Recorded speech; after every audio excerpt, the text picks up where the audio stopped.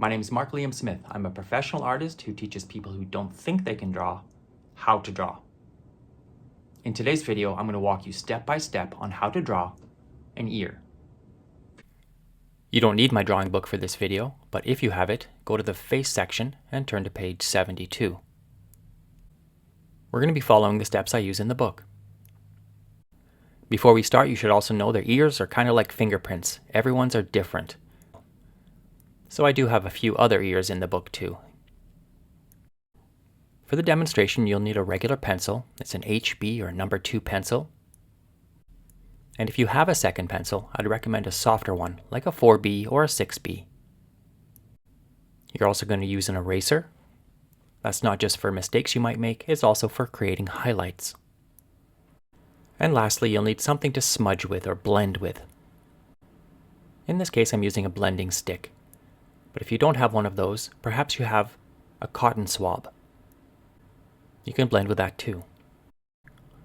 For this demonstration, we're going to draw the outlines first, and then we'll worry about shading afterwards. This backwards C is more round at the top and a little pointier at the bottom for the lobe.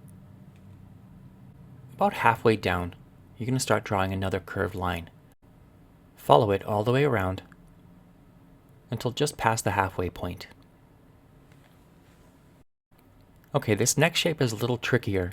It's very bendy or windy. Think about an S and then add a C to it, and then just keep curling it around. Let's draw one line to close off that ear hole. We're going to color that very darkly later on. Now we start working on the folds of the ear. I have a curved line and more or less a U-shaped line.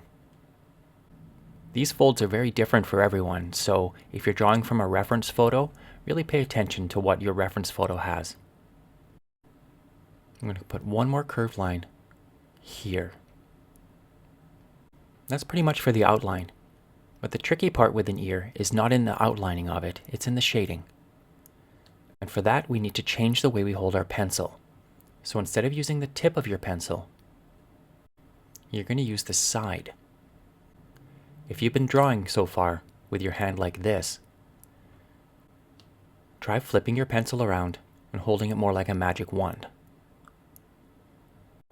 Or if you've been holding your pencil very close, like you do when you write, try bringing your fingers back.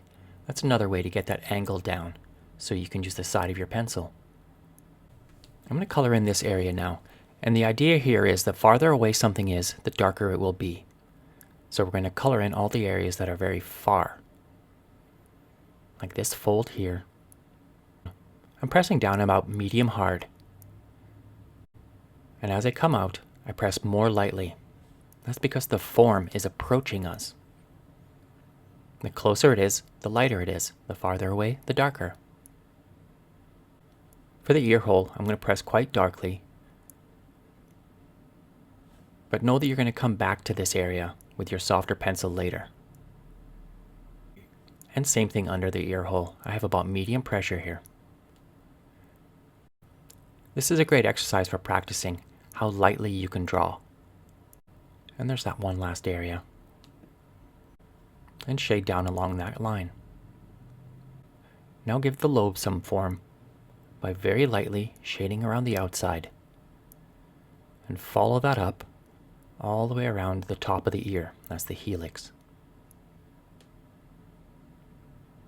When we blend this later, it'll start to look rounded.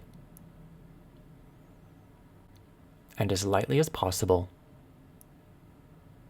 shade these other areas too. I'm going to go back in and darken this here, just so it gets pushed back a little bit compared to the area in front of it. Drawing is all about comparing values. And I'll draw very lightly, just in the front here, where the ear attaches to the head. Okay, now grabbing the blending stick, I'm going to blend everything in. Just like a pencil, it's better to blend lightly at first and then press down harder later. Keep blending everything until you have the whole ear blended. And now we're going to grab that softer pencil. I'm using a 6B here. Let's start by establishing our darkest value first. In this case, it'll be where the ear hole is. This will be the darkest my pencil can go. And everything else on the drawing should be lighter than this. I'm looking for areas where one part is further away and one part is closer, and I'm drawing that boundary between them. Let's follow this crease all the way up. And just re-establish your darks. What happens when you blend sometimes is that everything tends to fall toward the middle value. So sometimes you have to re-establish those darks with a darker pencil, and that's okay. Just finishing up by re-establishing that line across the top. And I'll draw a little shadow underneath it. I'm coloring it very lightly. Let's lightly color in a shadow under the lobe. And now grab your blending stick one more time and go over all of that new pencil that you laid down. And now with your eraser, let's establish some highlights. Let's pick the areas of the ear that are the lightest. That means picking the areas of the ear that are closest to you, like this area across the top, or this fold here in the antihelix. And as a last step, you can blend in some of those erased areas just to smooth things out. If you got value from this content, please consider subscribing and leaving me a comment. It really does help the channel out and allows me to bring you this free content. Until next time, keep creating.